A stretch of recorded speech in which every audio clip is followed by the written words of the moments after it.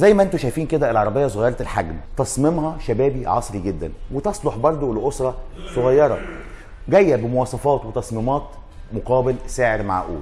الشبكه الاماميه ضخمه، وعلى اجنابها الكشافات الاماميه اللي بتيجي من الفئه الثانيه باضاءه LED، وكمان هتلاقي في كده اضاءه ترحيبيه LED في العربيه. وهنا هتلاقي في خط الاضاءه العمودي او اللي بيسموه او اللي شبه انياب الاسد المشهوره بيها بيجو. اما الاكسدام اللي في المقدمه واللي بيجي فيه كشافات الضباب الاماميه وكمان فتحات التهويه. خطوط العربيه من الجنب غير تقليديه وانسيابيه جدا.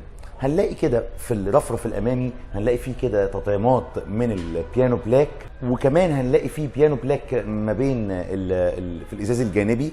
في كمان حليات جايه من الفبر الاسود تحت الرفارف او العتب بتاع العربيه من تحت، وكمان هنا هنلاقي فيه حليه بلون مختلف عن لون العربيه، جايب اللون الفضي.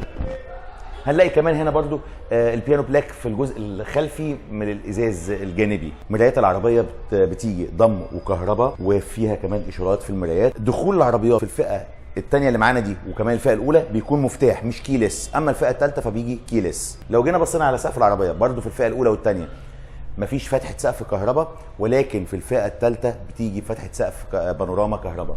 وهنلاقي برضو هنا في روف راك باللون الاسود، شكله برضو مميز وانيق.